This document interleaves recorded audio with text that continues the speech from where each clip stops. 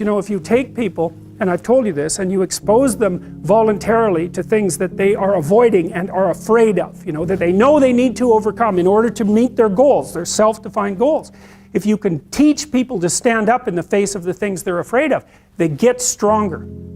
And you don't know what the upper limits to that are, because you might ask yourself, like, if for 10 years, if you didn't avoid doing what you knew you needed to do, by your own definitions, right, within the value structure that you've created to the degree that you've done that, what would you be like?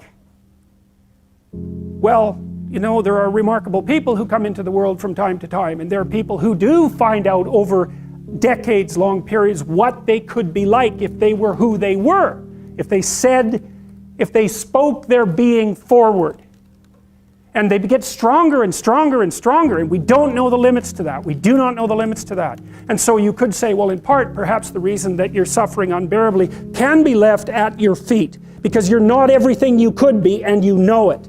And of course, that's a terrible thing to admit, and it's a terrible thing to consider, but there's real promise in it, right? Because it means that perhaps there's another way that you could look at the world, and another way that you could act in the world, so what it would reflect back to you would be much better than what it reflects back to you now. And then the second part of that is, well, imagine that many people did that, because we've done a lot as human beings. We've done a lot of remarkable things, and I've told you already, I think before, that today, for example, about 250,000 people will be lifted out of abject poverty, and about 300,000 people attached to the electrical power grid. We're lifting people out of poverty collectively at a faster rate that's ever occurred in the history of humankind by a huge margin. And that's been going on unbelievably quickly since the year 2000.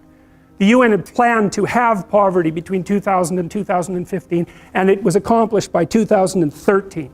So there's inequality developing in many places, and you hear lots of political agitation about that. But overall, the tide is lifting everyone up, and that's a great thing, and we have no idea how fast we can multiply that if people got their act together and really aimed at it.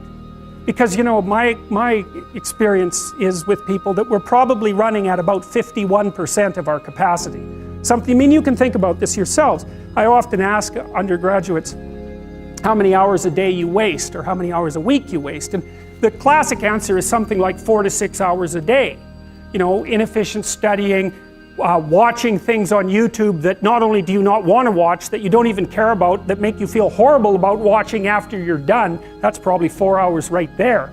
You know, you think, well, that's 25 hours a week, it's 100 hours a month, that's 2.5 full work weeks, it's half a year of work weeks per year.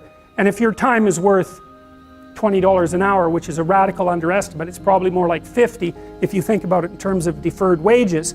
If you're wasting 20 hours a week, you're wasting $50,000 a year. And you are doing that right now. And it's because you're young, wasting $50,000 a year is a way bigger catastrophe than it would be for me to waste it, because I'm not going to last nearly as long.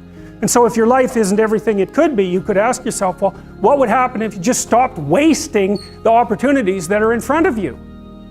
You'd be who knows how much more efficient, 10 times more efficient, 20 times more efficient. That's the Pareto distribution. You have no idea how efficient people get. It's off the charts. Well, and if we all got our act together collectively and stopped making things worse, because that's another thing people do all the time, not only do they not do what they should to make things better, they actively attempt to make things worse because they're spiteful or resentful or arrogant or deceitful or homicidal or genocidal, or all of those things all bundled together in an absolutely pathological package. If people stopped really trying just to make things worse, we have no idea how much better they would get just because of that. So there's this weird dynamic that's part of the existential system of ideas between human vulnerability, social judgment, both of which are major causes of suffering, and the failure of individuals to adopt the responsibility that they know they should adopt. And that's the thing that's interesting too, is that, and like another thing I've often asked my undergraduate classes is, you know, there's this idea that people have a conscience. And you know what the conscience is.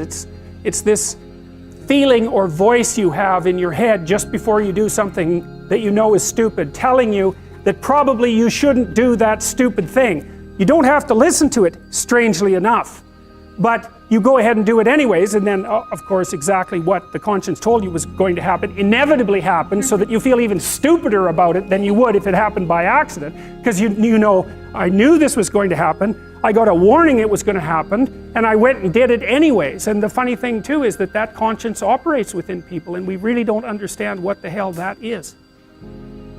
So you might say, well, what would happen if you abided by your conscience for 5 years or for 10 years? What sort of position might you be in? What sort of family might you have?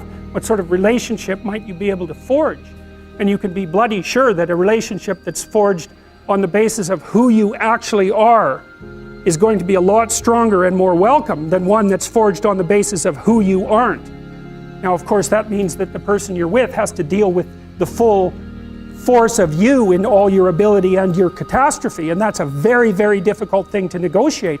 But if you do negotiate it, well, at least you have something, you have somewhere solid to stand, and you have somewhere to live, you have a real life. And it's a great basis upon which to bring children into the world, for example, because you can have an actual relationship with them instead of torturing them half to death, which is what happens in a tremendously large minority of cases.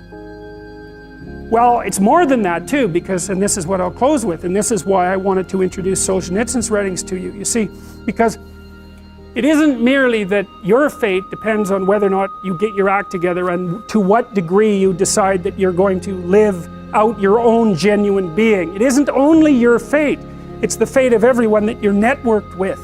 And so, you know, you think, well, there's 9 billion, 7 billion people in the world. We're going to peak at about 9 billion, by the way, and then it'll decline rapidly, but 7 billion people in the world, and who are you? You're just one little dust mote among that 7 billion, and so it really doesn't matter what you do or don't do, but that's simply not the case.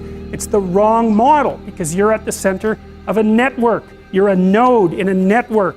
Of course, that's even more true now that we have social media. You'll know 1,000 people, at least, over the course of your life. And they'll know 1,000 people each, and that puts you one person away from 1,000,000, and 2 persons away from 1,000,000,000. And so that's how you're connected, and the things you do, they're like dropping a stone in a pond. The ripples move outward, and they affect things in ways that you can't fully comprehend, and it means that the things that you do and that you don't do are far more important than you think. And so if you act that way, of course, the terror of realizing that is that it actually starts to matter what you do. And you might say, well, that's better than living a meaningless existence. It's better for it to matter. But I mean, if you really asked yourself, would you be so sure if you had the choice? I can live with no responsibility whatsoever. The price I pay is that nothing matters. Or I can reverse it and everything matters. But I have to take the responsibility that's associated with that. It's not so obvious to me that people would take the meaningful path. You know, when you say, well, nihilists suffer dreadfully because there's no meaning in their life, and they still suffer. Yeah, but the advantage is they have no responsibility. So that's the payoff, and I actually think that's the motivation. Say, well, I can't help being nihilistic. All my belief systems have collapsed. It's like, yeah, maybe. Maybe you've just allowed them to collapse because it's a hell of a lot easier than acting them out.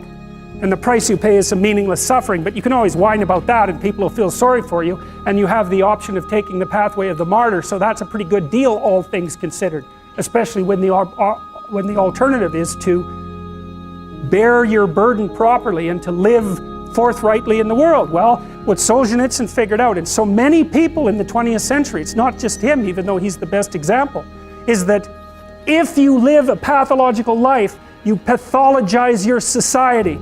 And if enough people do that, then it's hell. Really, really. And you can read the Gulag Archipelago if you have the fortitude to do that, and you'll see exactly what hell is like. And then you can decide if that's a place you'd like to visit, or even more importantly, if it's a place you'd like to visit and take all your family and friends. Because that's what happened in the 20th century.